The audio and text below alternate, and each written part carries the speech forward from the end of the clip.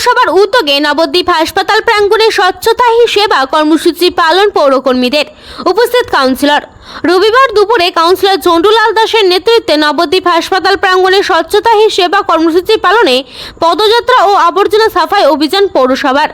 এদিন স্বচ্ছতা হি সেবা কর্মসূচি পালনে সাধারণ মানুষকে সচেতন করতে পদযাত্রার পাশাপাশি হাসপাতাল চত্বরে থাকা আগাছা থেকে শুরু করে বিভিন্ন আবর্জনা সাফাই করা হয় স্থানীয় কাউন্সিলর ঝন্টুলাল দাসের নেতৃত্বে। উল্লেখ থাকে 17 সেপ্টেম্বর থেকে শুরু হয়ে আগামী 2 অক্টোবর পর্যন্ত সারা রাজ্য জুড়েই হবে এই কর্মসূচি। এদিন স্বচ্ছতা হি সেবা কর্মসূচিতে যোগ দিতে দেখা যায় পৌরসভার সাফাই কর্মীদের পাশাপাশি ডেঙ্গু সার্ভাইয়ার সহ ওয়ার্ডের একাধিক বিশিষ্ট ব্যক্তিগণকে। এ বিষয়ে স্থানীয় কাউন্সিলর ঝন্টুলাল দাস জানান, সাধারণ মানুষের মধ্যে সচেতনতা গড়ে তুলতে রাজ্যের মুখ্যমন্ত্রীর নির্দেশে এবং পৌরসভার উদ্যোগে স্বচ্ছতা হি সেবা কর্মসূচি পালন করা হলো। প্রতিনিধি শম্পা মণ্ডলের রিপোর্ট, পপি নিউজ।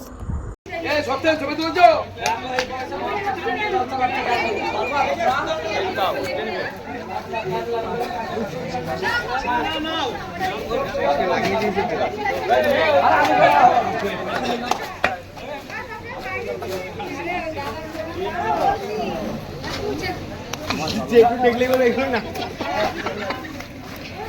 দেখো এবার কাটাটা দেখো, ওগুলো হাত দেবে না, ড্রেন আছে, হাত দেবে না, হাত দেবে না।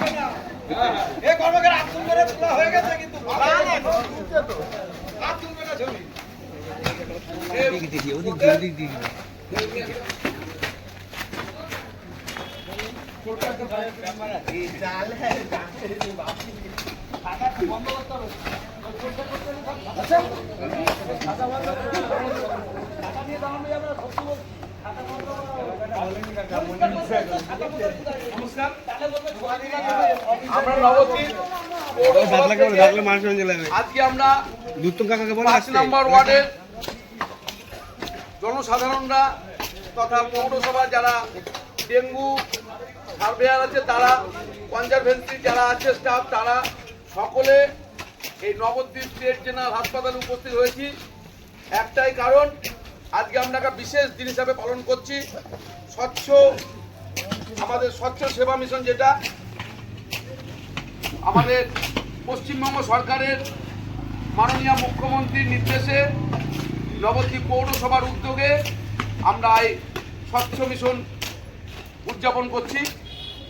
হসপিটালে আমরা সকলে এলাকার মানুষেরা, ওয়ার্ডের মানুষেরা মিলিতভাবে আমরা যে ঠিক করেছি যে নবদ্বীপ স্টেট জেনারেল হাসপাতালে আমরা আবর্জনা বা যে জঙ্গল আছে তা পরিষ্কার করব এবং এই পরিষ্কার যাতে বজায় থাকে সেদিকে আমরা মানুষকে সচেতন করব।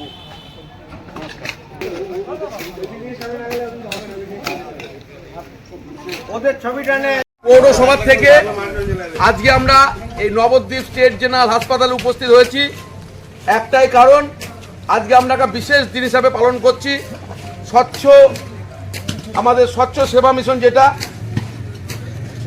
আমাদের পশ্চিমবঙ্গ সরকারের মাননীয় মুখ্যমন্ত্রীর নির্দেশে নবদ্বীপ পৌরসভার উদ্যোগে আমরা এই স্বচ্ছ মিশন উদযাপন করছি এবং এই পরিষ্কার যাতে বজায় থাকে সেদিকে আমরা মানুষকে সচেতন করব।